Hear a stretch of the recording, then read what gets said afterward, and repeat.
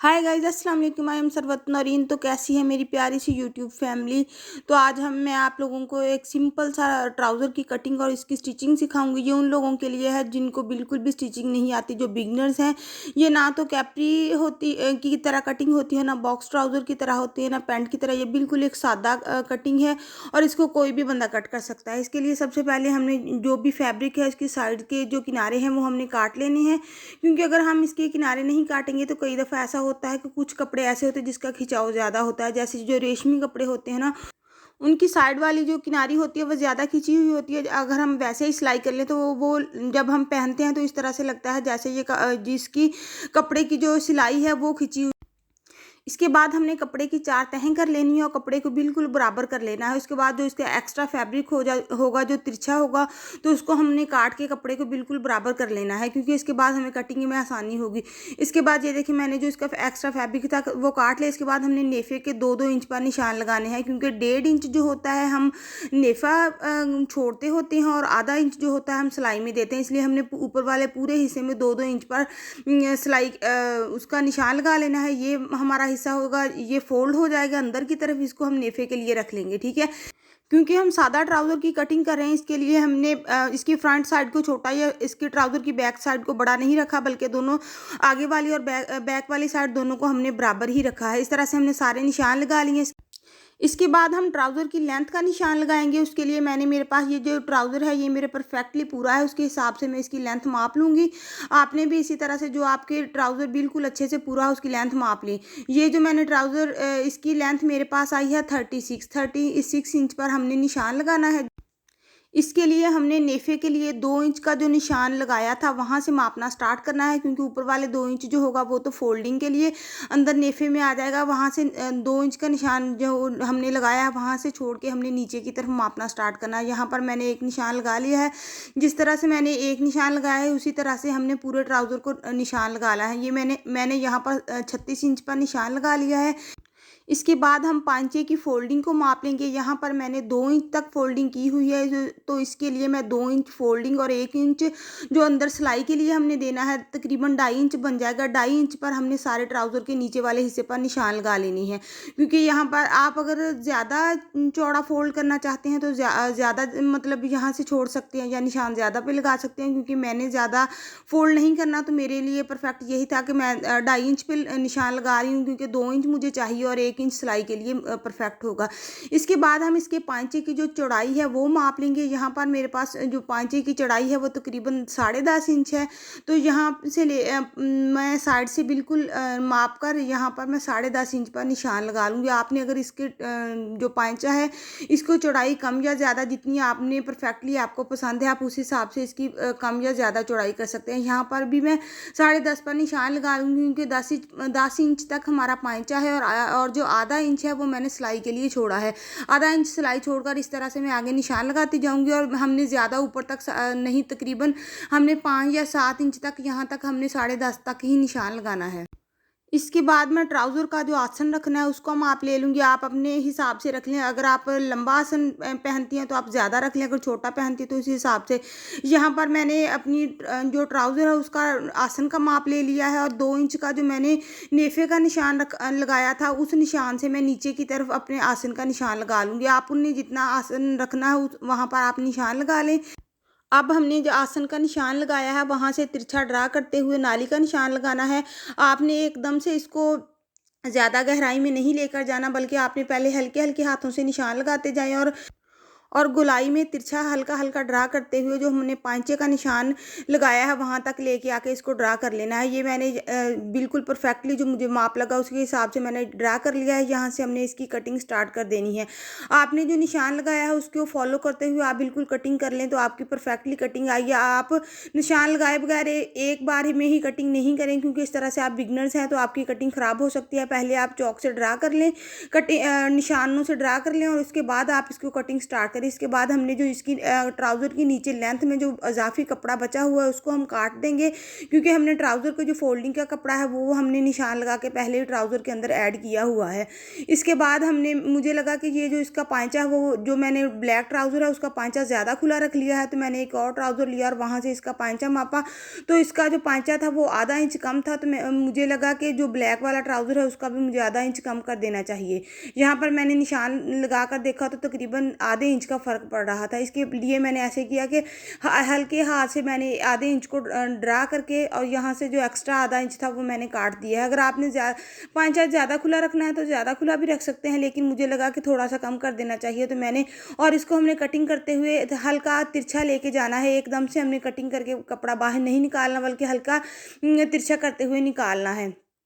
इसके बाद हमने ये जो आसन की कटिंग है वो करनी है। आप यहाँ पर भी चौक लेकर यहाँ पर ड्रा कर सकते हैं, क्योंकि अगर आप बिगनर्स हैं तो आप एकदम से कटिंग नहीं करें, क्योंकि आपकी जो आसन की तुकून है वो शेप में अगर ख़राब आ जाए तो फिर मसला होगा। यहाँ पर हमने कटिंग करने से पहले इसके जो चारों कॉर्नर्स है वो आपस में बराबर कर लेनी है। इसके बाद हमने इसकी कटिंग स्टार्ट करनी है। कटिंग करने के लिए आपने एकदम से इसकी गुलाई नहीं कर देनी, बल्कि आपने हल्का हल्का तिरछा करते हुए इसकी यहाँ से गुलाई करनी है। ये देखिए हमारी आसन की जो कटिंग है बिल्कुल परफेक्टली हो चुकी है और हमारे ट्राउज़र की कटिंग भी कंप्लीट हो चुकी है। इसके बाद हम इसकी स्टिचिंग स्टार्ट करते हैं। स्टिचिंग के लिए सबसे पहले हमने इसकी जो आसन की सिलाई है वो लगा लेनी है, और जैसे ही हमने आसन को गुलाई में काटा था वैसे ही हमने इसको गुलाई में ही काटते जाना है।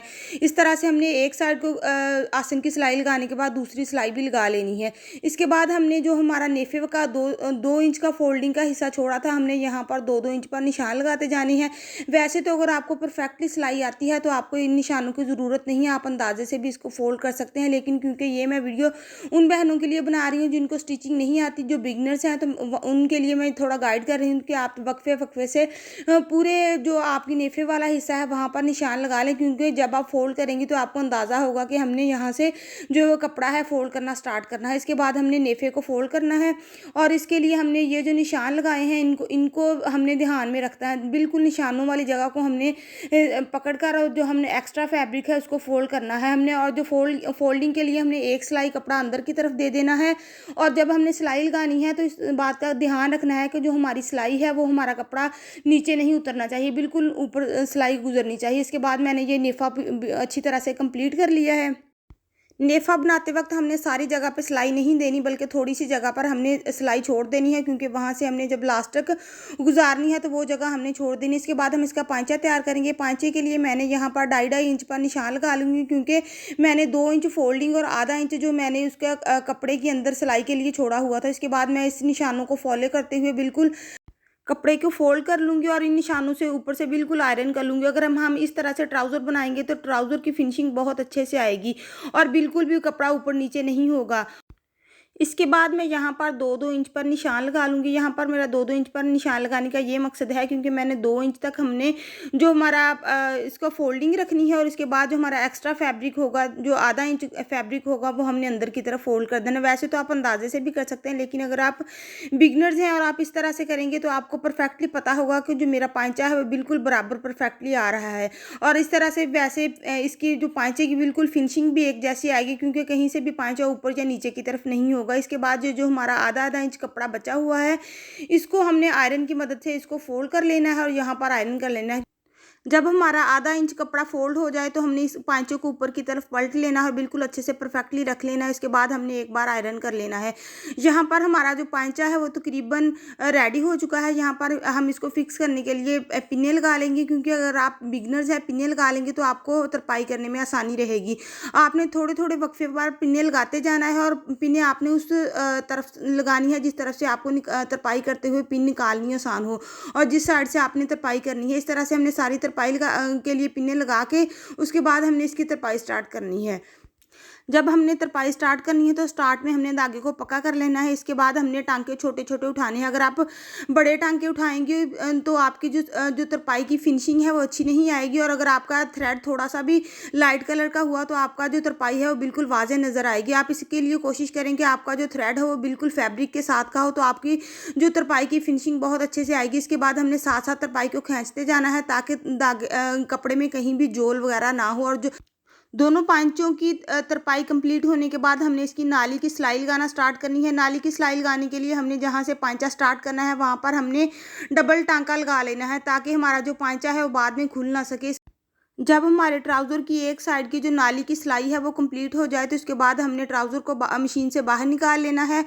और नाली के दूसरी साइड के पाँचे को सिलाई लगाने से पहले हमने पहले पाँचा तैयार किया हो उसके ऊपर रखकर दोनों को देख लेना है कि दोनों पाँचे बराबर आ रहे हैं। जहाँ पर दोनों पाँचे बराबर हों वहाँ पर निशान लगा लेना है। और नाली की मुकम्मल सिलाई कंप्लीट होने के बाद इसके अंदर हम लास्टिक डालेंगे। इसके लिए हमने नाले पोनी में से लास्टिक गुजार कर यहाँ पर हमने मशीन के साथ एक सिलाई लगा लेनी है। आप यहाँ पर गिरा भी दे सकते हैं, लेकिन गिरा बहुत मोटी होती है और हमें नेफे में से गुजारनी मुश्किल होगी, तो इस वजह से मैंने यहाँ पर मशीन के साथ सिलाई लगा ली। इसके बाद हमने नेफे के अंदर से इसको गुजार लेना है और लास्टिक को आपने सीधे करते हुए पीछे की तरफ धकेलते जाना है और आपने नाले पोनी को पूरे नेफे में से गुजार लेना है। इस तरह से हमने लास्टिक को कहीं भी बल नहीं आने देना, लास्टिक बिल्कुल परफेक्टली होनी चाहिए। जब लास्टिक हम डाल लेंगे उसके बाद हमने ये जो धागा से हमने सिलाई लगाई थी उसको हमने खींच कर निकाल देना है। इसके बाद हमने दोनों साइड से जो लास्टिक है उसको थोड़ा थोड़ा फोल्ड कर देना है, क्योंकि अगर हम फोल्ड किए बगैर डायरेक्ट टांका लगाएंगे तो लास्टिक के अक्सर जो इसके रेशेज वगैरह होते हैं वो निकल जाते हैं। इस तरह से हमने दोनों साइडों से लास्टिक को थोड़ा थोड़ा फोल्ड करना है। फोल्ड करने के बाद परफेक्टली एक दूसरे के बराबर कर लेना है। बराबर करने के बाद हमने फिर इस पर सिलाइयाँ लगानी स्टार्ट करनी है। सिलाई लगाने के लिए हमने एक साइड से दूसरी साइड पर लेके आना है और यहाँ पर मशीन के पीछे से पाँव को उठाकर घुमा लेना है लास्टिक को, और एक किनारे से दूसरे किनारे तक हमने सिलाई लगाते हुए लेके आना है। इस तरह यहाँ पर हमने आकर फिर मशीन को रोक लेना है और फिर हमने लास्टिक को घुमाकर इससे दूसरी तरफ हमने सिलाई लगाते हुए दूसरे किनारे तक आना है। यहाँ पर आकर फिर हमने मशीन को घुमाना है और इसके बाद हमने इसके पहले किनारे तक वापस ले आना है। इसके बाद हमने इसमें क्रॉस का निशान बनाना है। डबल क्रॉस लगाने से एक तो ये होगा कि यहाँ पर जो लास्टिक होती है वो अच्छे से फिक्स हो जाती है, और दूसरी बात ये कि क्योंकि लास्टिक हमने यहाँ पर डबल फोल्ड की होती है तो लास्टिक मोटी होती है। जब हम इसके ऊपर क्रॉस का निशान बना देते हैं तो लास्टिक जो होती है वो थोड़ी सी बैठ जाती है और स्मूथ लुक दे देती है। इसके बाद हमने लास्टिक को दबाकर जो हमने नेफे में जगह छोड़ी हुई है वहाँ से दबाकर इसको अंदर की तरफ कर देना है और घुमाकर थोड़ा सा लास्टिक को जहाँ पर हमने सिलाई के लिए जगह छोड़ी है वहाँ से थोड़ा सा घुमाकर आगे या पीछे कर देना है, ताकि यहाँ पर हम सिलाई का टांका लगा लास्टिक को गुजारने के लिए जो हमने नेफे में से जगह छोड़ी हुई थी वहाँ पर हमने सिलाई लगाकर इसको दोबारा से बंद कर देना है। यहाँ पर हमारा नेफे और लास्टिक का जो प्रोसेस है तकरीबन कंप्लीट हो चुका है। बस जो हमने लास्टिक के ऊपर मशीन की सिलाई लगाते होते हैं ताकि हमारी जो लास्टिक है इधर से उधर ना हो, वो सिलाई रह गई। उसके लिए हमने जब ट्राउज़र हमारा तैयार हो जाएगा इसके बाद हमने ट्राउज़र को खींचना है अच्छी तरह, ताकि हमारा जो ट्राउज़र है और लास्टिक है वो आपस में तमाम जगह पर कपड़ा बराबर आ जाए।